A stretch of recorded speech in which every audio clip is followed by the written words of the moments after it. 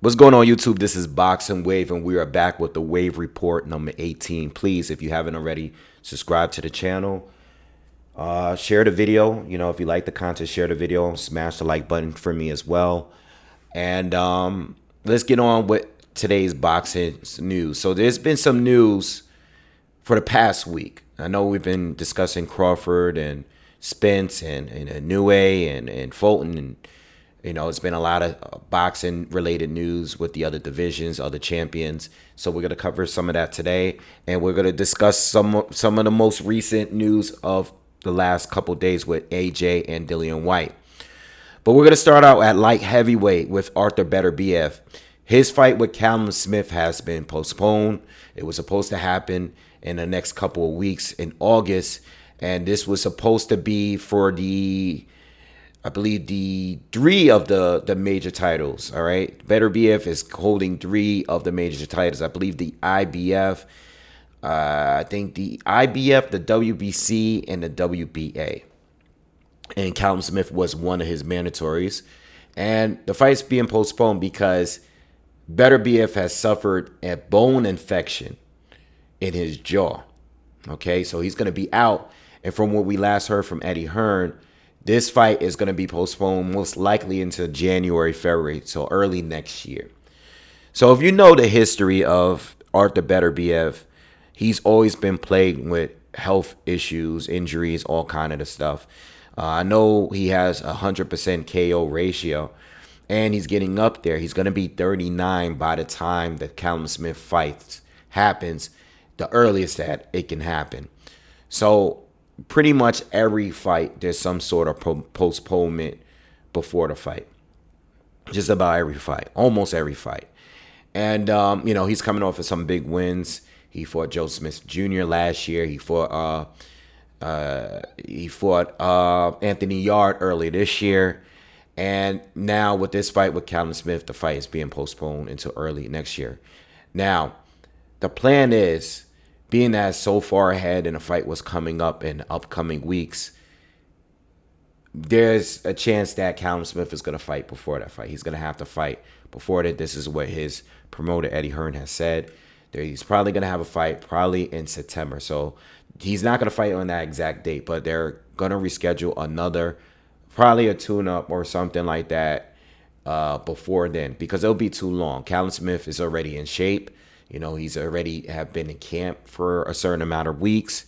So it makes sense for him to have some sort of fight in between that time. And it's gonna be better for him. And, I think I've talked about this fight on the channel, and I think Callum Smith has a huge puncher's chance. I mean, obviously Beterbiev has fought nothing but punchers. He's a puncher himself.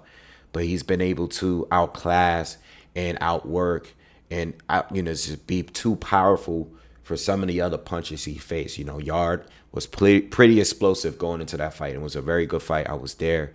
It was a very fun fight to watch, but it was still a dominant performance from Arthur Beterbiev. Joe Smith Jr., another puncher, another dangerous fighter going into that fight, got dominated. I was there for that fight as well. And Joe Smith Jr. just got beat up pretty bad and got stopped early. All right, and we know his resume, he either slowly punishes you or he beats you, quickly, and we saw that in a Marcus Brown fight. We've seen it with every fight. I think Alexander Volzdik was probably the most competitive out of everybody, but still everyone tends to just get beat up in a long run or in the short or earlier rounds.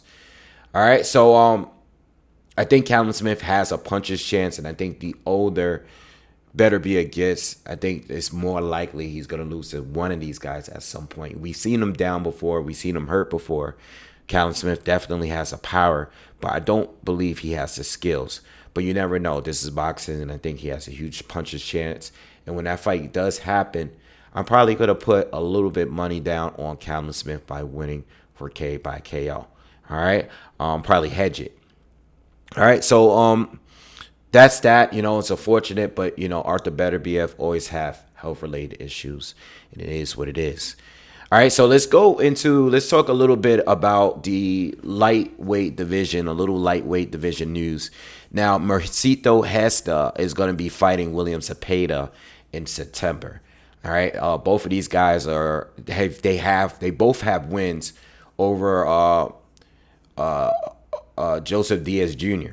All right, and Gesta had a split decision win, a close decision win against him, and William Zepeda had more of a dominating performance against Diaz. All right, so they both have wins over Diaz. Zepeda still undefeated, one of the most highest volume punchers in the sport right now. A lot of people, there's a lot of guys, undefeated guys at the lightweight division, and he's one of them. Gesta's going to be a good, formidable opponent, but I'm not surprised at the matchup, being that, Zepeda's a golden boy fighter, and this is kind of like an in-house type of fight, being that Gesta recently beat Diaz in a fight. It makes sense to put these two together. I personally, and I've been saying this, I would love to see Zepeda fight some of these other guys that are not with Golden Boy. There are other opportunities out there. I don't want to see the same consistent kind of fights being made. I know there was some call outs for Shakur Stevenson recently. Same thing with Pitbull. I'm tired of the Pitbull in-house type of fights, safety kind of fights. I would love to see Pitbull Cruz against Zepeda. I would love to see Zepeda against a Frank Martin or Keyshawn Davis, maybe at some point. I would love to see fights outside of the same type of fights, but it's not that big of a deal. But, it's not a bad fight at all. But Zepeda, at this point, especially if he gets a win here or gets a stoppage win, which I think is very possible with his volume, I think at some point I want to see him fight someone outside of Golden Boy. Let's step it up. Let's get a top ring fight. Let's get like a cross network, cross promoter fight, because there's a lot of fighters at lightweight, and at the end of the day, like, it's at some point you're gonna have to fight someone outside of just the Golden Boy guys. All right. So let's continue on with the lightweight division a little bit. Devin Haney. All right, so been a lot of news with Devin Haney going up, fighting at 140. We all been wondering for a long time who is he going to fight, and it looked like Regis Prograis will be his next opponent at 140. What does that mean? Well, being that Devin Haney is undisputed, all right, there's a lot of mandatories out there. There's a lot of responsibilities when it comes to that, and Shakur Stevenson is one of them. All right, Shakur has recently petitioned to fight for the WBC and the WBO titles. Now, I don't know if the WBO confirmed. I think WBO refused to let Shakur Stevenson. I'm sorry, I don't want to get it wrong. So I'll update you guys with the WBO, because I was trying to find official news on whether or not the WBO is going to allow Devin Haney to keep his title. But I know for the WBC, they're going to have him keep his titles, and he's going to be champion in recess at 135, which means he's going to hold his title. All right? He's going to hold his status as WBC champion at 135, and he's going to be able to come out as undisputed when he faces off against Regis Prograis. All right? That's what I believe is happening with the WBO. But I think the WBO is probably going to vacate his title. All right? But Haney, he's going to face off against Regis Prograis at 140, and Regis Prograis is going to defend his title at 140. Now, Shakur Stevenson is calling out Vasyl Lomachenko. Both of those guys are the two top guys ranked at the WBC currently. All right? So whoever wins that fight is going to be the WBC champion, whether Haney comes back down or not. Now, if Haney does not come back down, it will be for his WBC championship. But if he doesn't, then these guys, the winner of this fight, if it does happen, we haven't heard from Team Lomachenko. If they do fight each other, all right, the winner of that will be champion if Devin Haney decides to stay up at 140 after the Regis Prograis fight. But as for now, he's not being stripped by the WBC. So he's going to be moving up as the WBC, or I'm sorry, the undisputed champion at 135. What do I think about that? Well, I'm not mad at this fight. I already made a video recently, and I basically said to you guys that I expected the Prograis fight to happen. I don't think Devin Haney has options, but they're all dangerous options. And I said, I wasn't expecting the Tank. I see a couple of you guys leave comments saying that, what about Tank? I didn't bring up Tank because I wasn't expecting the fight to happen as much as I wanted to happen. I'm not expecting Tank Davis to take a fight with Devin Haney. I just don't think it's gonna work. I want to see it. I love to see it, but I don't think it's gonna work because Devin Haney is gonna be coming into that fight demanding more money simply because he's undisputed. Tank Davis is gonna want to be the A side because of the amount of money he's generated in pay-per-views and such. Especially the recent one with Ryan Garcia, which has been the biggest pay-per-view that we've had in recently. So with that being said, I wasn't expecting the fight to happen, but it's not like I'm ignoring it. It's just that I'm done talking about a fight that's not going to happen. No one's talking about it from either side. And it seems like every name that's been coming up, it's been Lomachenko in a possible rematch. It's been Regis Prograis at the move to 140. I've heard Teofimo Lopez. I brought up his name, and then obviously you got Shakur Stevenson. And I felt like the two unlikely fights that were going to happen was against Teofimo Lopez and Shakur Stevenson. I never thought that Shakur Stevenson fight would happen at 135. I think it will happen at some point, but I doubt it would happen at 135. I think Devin Haney, who's been struggling to make weight, I think he would make 135 for specific fights, like a Tank Davis fight, a big fight like that. Whereas even though Shakur Stevens is a big fight, it's not a big money fight financially as it would be for Tank Davis.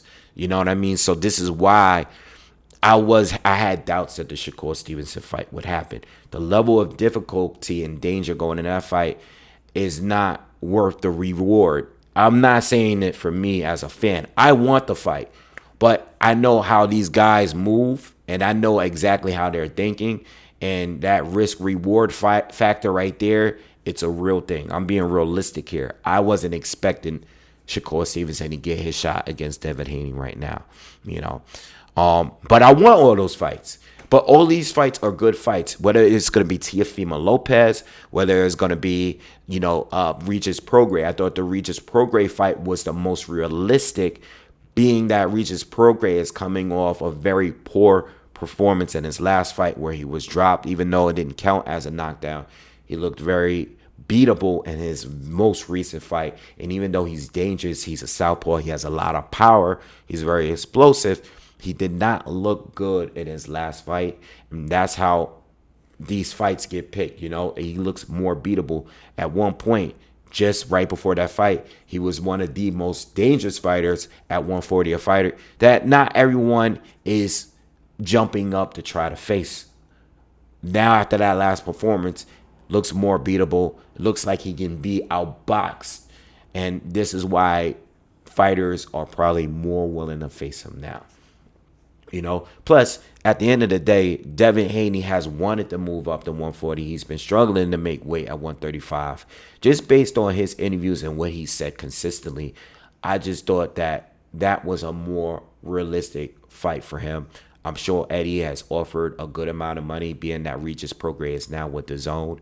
And it's a good fight. All of these fights were good, I personally didn't want to see the Lomachenko rematch, but that it still was a good fight. It would have been a good fight just because of how close the first fight was.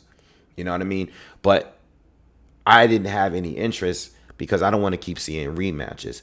I wanted to see Prograis, Stevenson, Tank Davis, Teofimo Lopez. You know what I mean? And I think Teofimo Lopez fight is realistic. Depending on Devin Haney. If Devin Haney is able to move up and beat Prograis, I think the Teofimo Lopez fight is extremely realistic. You know what I mean? It's a great fight. And honestly, Teofimo Lopez has one of the best resumes in boxing right now. He does, even with the loss. He still has one of the best resumes in boxing, being Josh Taylor, who was undefeated, dominating fashion, having the best win, the clearest win over Vasyl Lomachenko in my eyes. Has a phenomenal resume. You know what I mean? Even with the loss, he still has a great resume, and he's been able to bounce back, and he's been taking tough fights. Sandor Martin, you can't dismiss that fight. I know it was close, I know it was debatable, but he has one of the best resumes. So I'm looking forward to see what Teofimo we can get from him in the near future. All right. But Stevenson and Lomachenko, he calls out Lomachenko. Hopefully Lomachenko takes the fight. I don't expect it to happen, but it should happen. Especially because most people think Lomachenko won the fight against Devin Haney. And if you're out here screaming robbery, robbery, robbery, then Lomachenko should have a good chance of being Stevenson. If you think that highly of that last performance from him, you should think that would be a good fight. It was still close. And Lomachenko is still a very, very good fighter. He's still a great fighter. But I want to see the fight with Shakur Stevenson, and that is still to this day, I want Tank more than anything. I want Tank to scrap with all of these guys. But Tank moves in a way, in a way where he wants to move and fight who he wants to fight. He's looking at the money, man. He's not looking for legacy fights, all these belts. He doesn't care for that, clearly. So with that being said, I want the Tank fight, but if we're not going to get Tank, Shakur fighting Lomachenko, it's still a great fight, and if he's able to go in there and beat Lomachenko better than the other guys that beat him, clearly, then that would be a phenomenal win to have on his resume. But Lomachenko is a great win for him if he were to win, because if he wins, he beats undefeated Shakur Stevenson, who people are rating extremely high on their pound for pound list. Even though he's not as decorated as some of the other champions out there, people have rated him so highly because of what they see in his talent. All right, so it would be a great win for either fighter, and it's a fight that I want to see, and it makes sense being that they're both high ranked at WBC with the WBC. All right,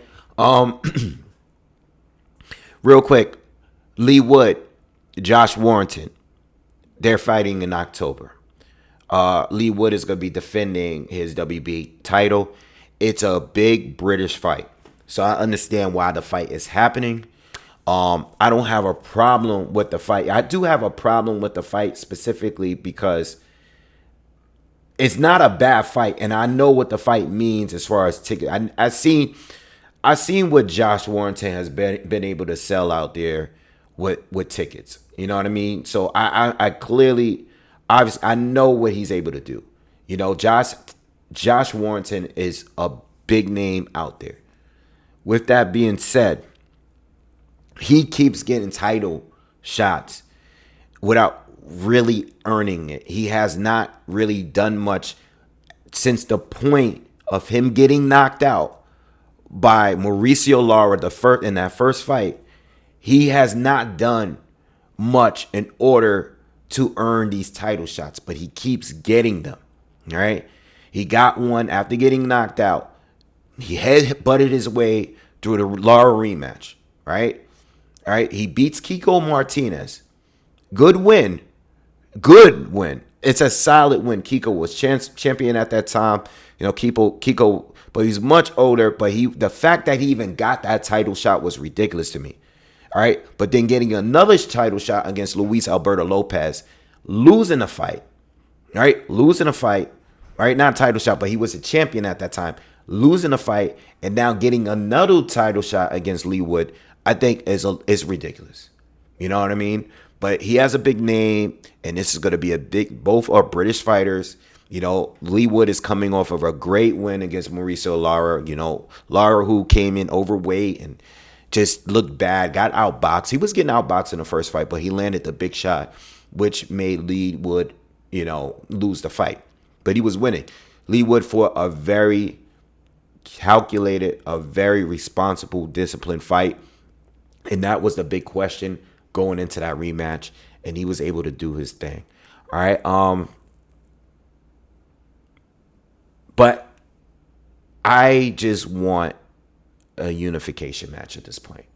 At some point, we have to get it. Mike Conlan, he got stopped.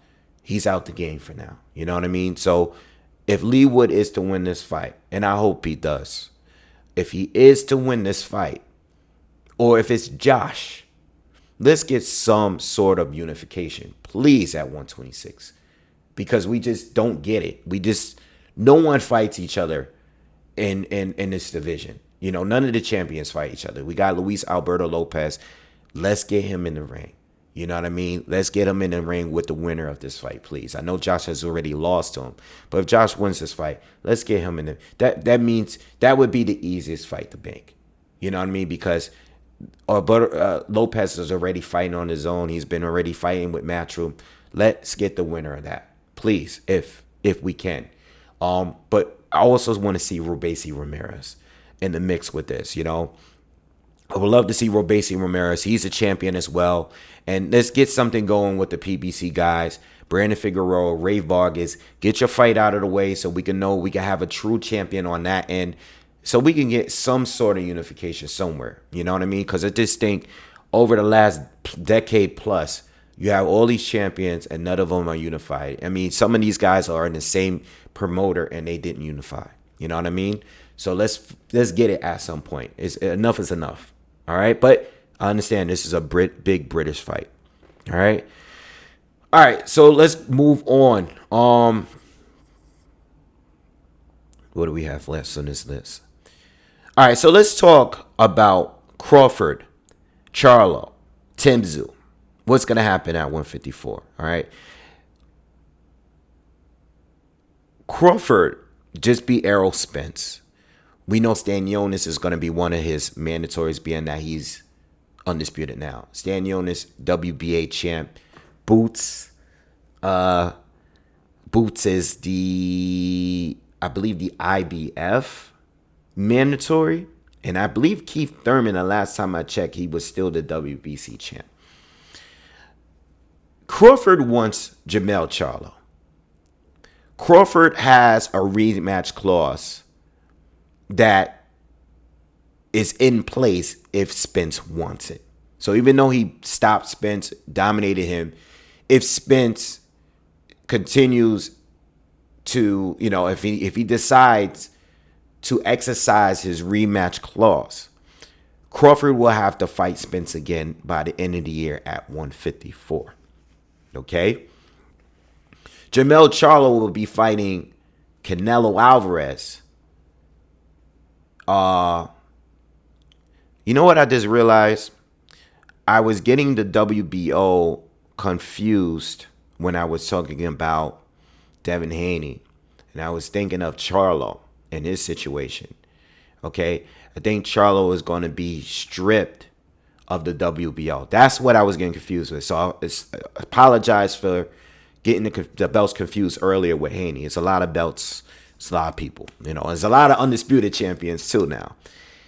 Charlo's getting stripped, but he's still going to be recognized as undisputed when he fights Canelo. All right, so they are going to strip him, but they're going to allow him to be recognized. But he's getting stripped, and Tim Tszyu is being elevated to WBO champ. Now Tim Tszyu fights was postponed twice with Charlo, and Tim Tszyu has taken 2 fights since he was originally supposed to fight Jermell Charlo. Jermell Charlo had a hand injury and all of this stuff. So he's getting stripped. Tim Tszyu is going to be elevated to WBO champion, full WBO champion. But Charlo, he's fighting Canelo next month, I believe. And he's moving up to fight Canelo at super middleweight at 168 for Canelo's undisputed titles. All right, so it really depends what happened. Like if Spence elevates this rematch clause, Terrence Bud Crawford, it will be facing him. If not, then he wants Jermell Charlo. There are options here.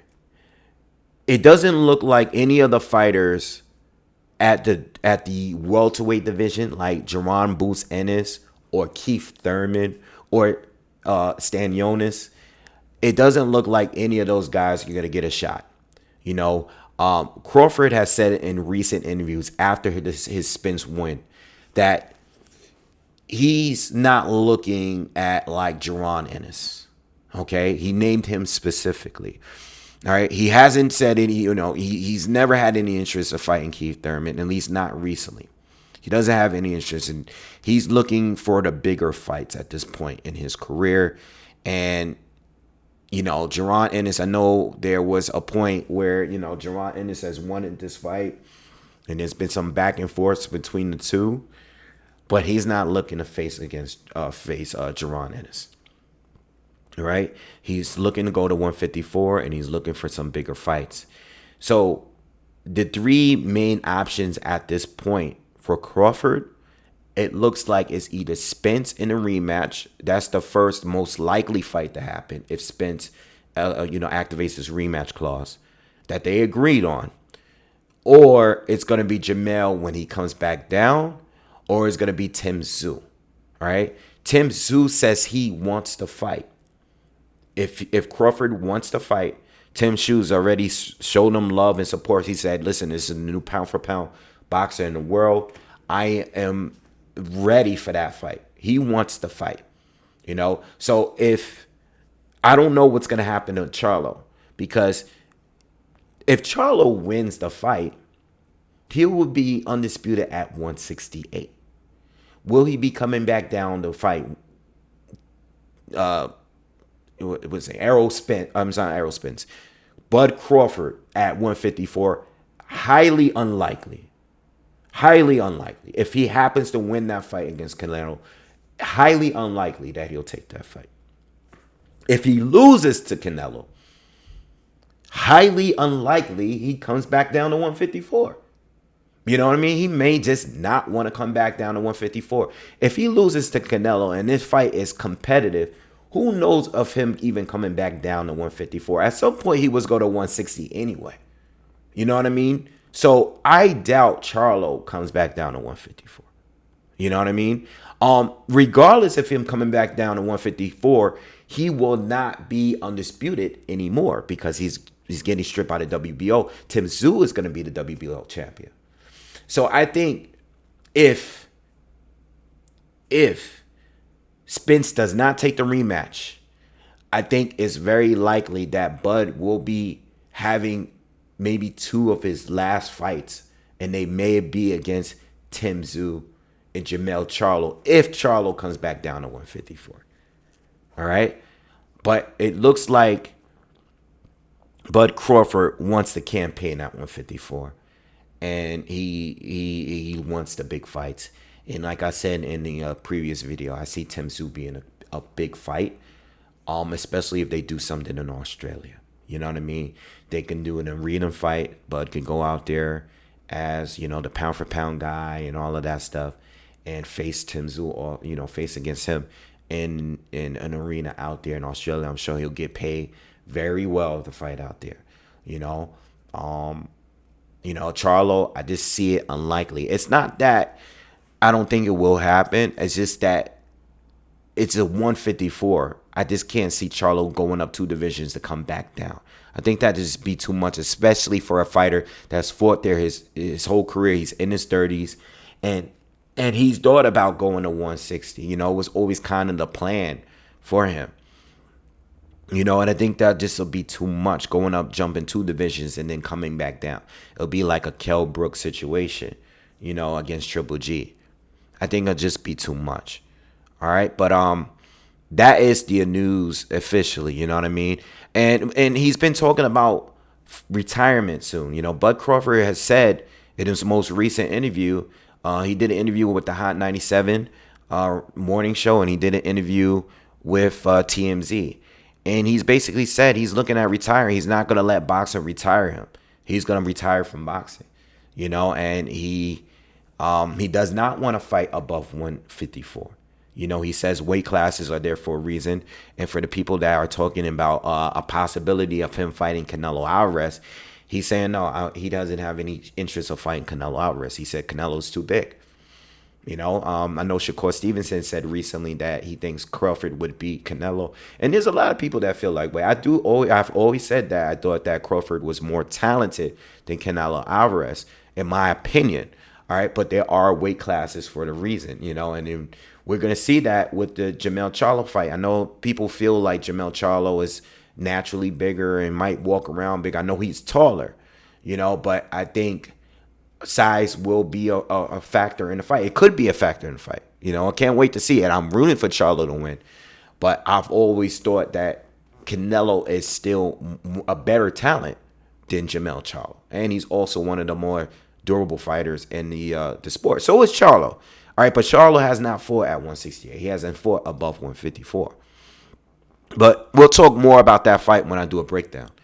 All right. And the last topic of the day, I wanted to speak on Dillian Whyte.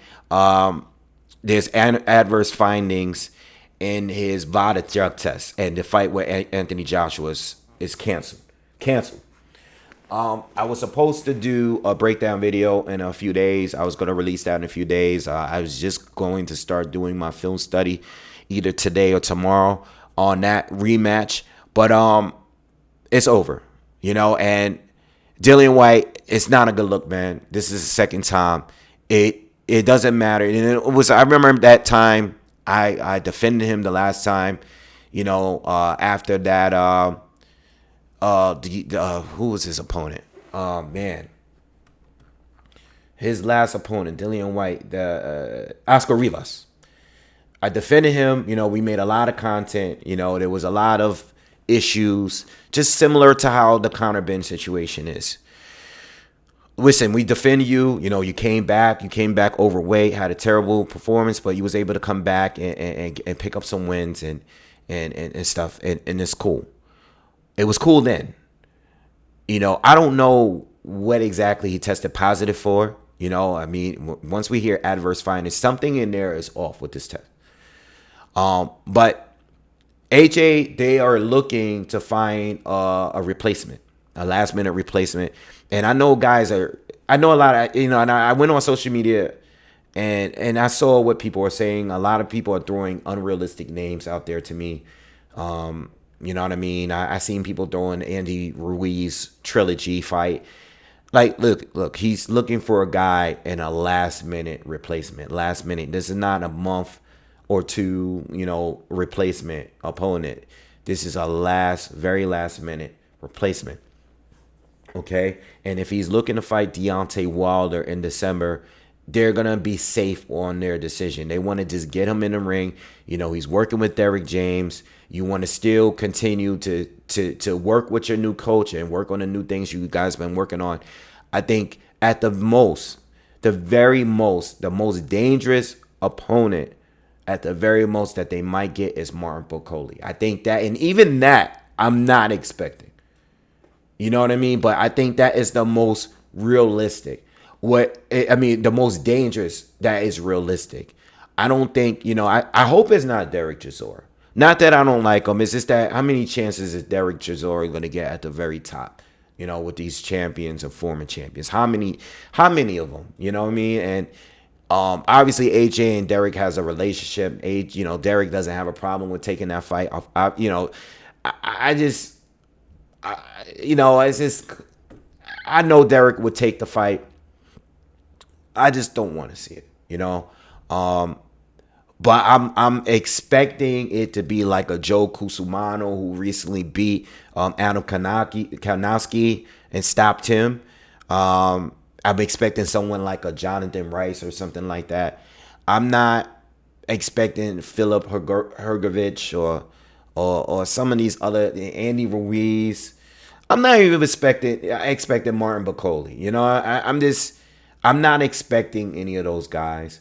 I'm expecting someone that is going to be more like a tune-up level type of fighter than those guys. I think Gerald Washington is scheduled to fight Derek Chisora.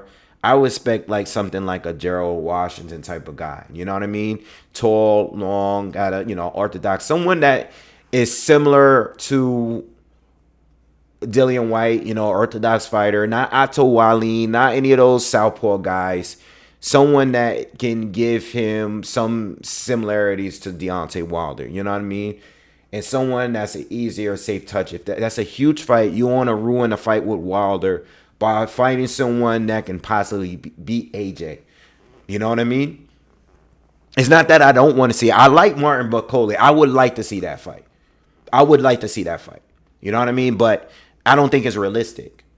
You know, I just don't. You know, Martin Bucoli is no joke. He's a tough dude. He's powerful. I think AJ beats him. But are they gonna take that risk? Who knows? You know, but that would be a good fight. That would be a good fight. You know, it's no worse than Jermaine Franklin. You know what I mean? I think Martin Bucoli is legit. You know, so, but I'm not expecting that. You know, I'm expecting like a Jonathan Rice or, you know, the Cusimano guy or something like that. You know what I mean? But the Deontay Wilder fight is still supposed to be on December. So are they gonna go crazy? I don't know. I don't think so. All right. But yeah, for Dillian Whyte, man, I'm gonna wait and see, and hopefully this is all some kind of mistake, but you know, it's not a good look for him, you know. And to be honest, if he is really dirty, all right, if he is, I wouldn't be surprised him taking something at this point because of the recent performances. He's just not fought at that high top 5 heavyweight level in recent fights. He has not looked like that. Not against Jermaine Franklin. You know, obviously Tyson Fury, the Povetkin fights. His last really good performance was against Oscar Rivas. You know what I mean? It's been a while. You know, I know he stopped Povetkin in the rematch, but Povetkin was older, coming off of COVID. You know what I mean? It is what it is. But outside of fight, every performance has not really looked good. And you go into a fight with AJ, a guy that's already knocked you out before when he was in your prime, undefeated. There's probably some doubt in there, you know, in him or his team. All right? So I wish him the best, but it's not a good look, man. It's not. It is what it is. And it's not the first time. All right? We gave you a pass the first time. I know I did. You know, I made content on that. Gave him a pass. I'm a big fan of Dillian Whyte. I support him, but I don't support this.